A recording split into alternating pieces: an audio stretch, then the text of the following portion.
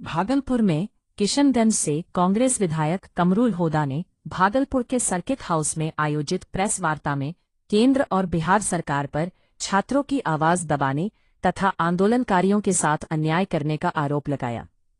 उन्होंने कहा कि कांग्रेस के शीर्ष नेतृत्व के निर्देश पर एक टीम पूरे बिहार का दौरा कर छात्र आंदोलन की जमीनी हकीकत जान रही है। इस टीम में वे स्वयं राष्ट्रीय नेतृत्व के प्रतिनिधि के रूप में भागलपुर पहुंचे हैं। उन्होंने कहा कि 20 जून से दिल्ली के जंतर मंतर पर नीट पेपर लीक के विरोध में शुरू हुआ छात्र आंदोलन पूरे देश की आवाज बन गया। इस आंदोलन में देश के विभिन्न राज्यों और जिलों से छात्र युवा जुड़े। उन्होंने कहा कि पेपर लीक केवल परीक्षा की गड़बड़ी नहीं बल्कि लाखों छात्रों और उनके अभिभावकों के सपनों पर चोट है। गरीब परिवार अपने बच्चों को डॉक्टर, इंजीनियर, आईएएस और आईपीएस बनाने के लिए वर्षों तक मेहनत और त्याग करते हैं। माता पिता अपना पेट काटकर बच्चे की पढ़ाई का खर्च उठाते हैं, लेकिन जब परीक्षा का पेपर लीक हो जाता है तो उनके सारे सपने बिखर जाते हैं। कमरुल होदा ने कहा कि छात्रों और युवाओं की इसी आवाज ने केंद्र सरकार को झुकने पर मजबूर किया और तत्कालीन केंद्रीय शिक्षा मंत्री धर्मेंद्र प्रधान को अपने पद से इस्तीफा देना पड़ा। उन्होंने कहा कि कांग्रेस शुरू से ही छात्रों के साथ खड़ी रही है। पार्टी के शीर्ष नेता राहुल गांधी लगातार संसद और सड़क दोनों जगह छात्रों की आवाज उठाते रहे। कांग्रेस की मांग थी कि जंतर मंतर पर शांतिपूर्ण आंदोलन कर रहे छात्रों की बात सुनी जाए और संसद में इस मुद्दे पर गंभीर चर्चा कर समाधान निकाला जाए।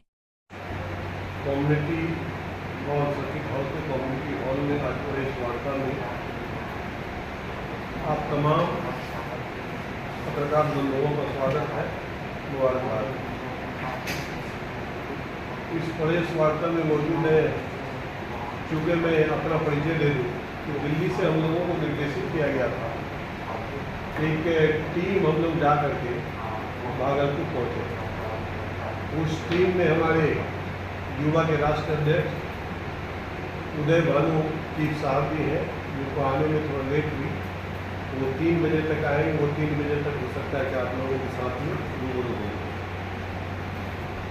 और यहाँ पर मौजूद हमारे साथ ये किशनगंज से चल रहे मामूली टिंकू साहब जो पूर्व कांग्रेस के जिलाध्यक्ष हैं। यहाँ पर कांग्रेस के लीडर मुजफ्फर भाई हैं, अमित आनंद जी हैं, और यहाँ पर मौजूद शारिक भाई हैं, और अभी हमारे सारे कांग्रेस के साथी और तमाम पत्रकार बंधु हैं। यहाँ पर आने के लिए क्यों सोचा गया, काहे हमारे राष्ट्र अध्यक्ष या हमारे जो शीर्ष नेतृत्व है, ये जो 20 तारीख उन लोगों को बुलाकर उनकी बातों को सुना जाए। आप सुनने के बजाय क्या करते हैं कि विपक्ष में जब आप हमारी बातों को सदन में नहीं सुनते हैं, जब हमारी बातों को, हमारी आवाज़ को सदन में आप नहीं सुनते हैं, तो हमें मजबूर होना पड़ता है कि हम शांतिपूर्ण तरीका से, जो देश के संवैधानिक तरीका है, जो संविधान ने हमें इजाज़त दिया है, उस संवैधानिक तरीका से हम धरना पर बैठेंगे। और जब संवैधानिक तरीका से हम धरना पर बैठते हैं तो आप हमारे शीर्ष नेतृत्व राहुल गांधी जी के साथ में अभद्र व्यवहार करते हैं।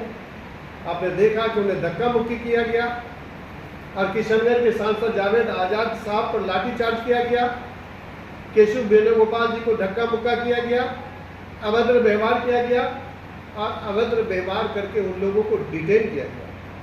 यहीं तक मामला सीमित नहीं रहा।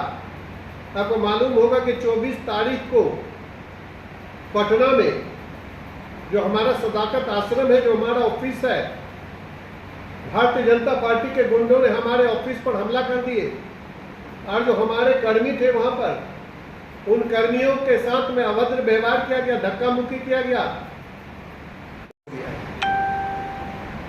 इन पेपर लीक को लेकर के एक आवाज उठी।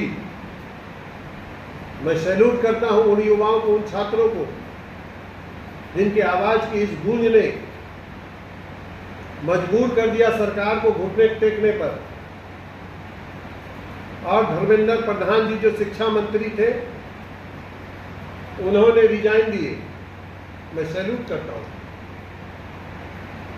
मांग हमारी पार्टी का, हमारी पार्टी के शीर्ष नेतृत्व का, राहुल गांधी जी का, मल्लिकार्जुन खड़गे जी का और हमारे जो शीर्ष नेतृत्व है केसी वेणुगोपाल जी का, यही कहना था कि आप ये जो जंतर मंतर पर छात्र बैठे हुए हैं, जंतर मंतर पर छात्र जो आंदोलन कर रहे हैं, आप उनकी बातों को सुनिए।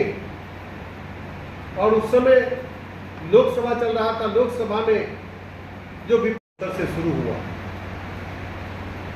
वो आवाज इतनी गूंजी हमारे छात्रों की, हमारे युवाओं की, जो पूरे देश के सभी राज्यों के सभी जिलों तक ये आवाज पहुंची।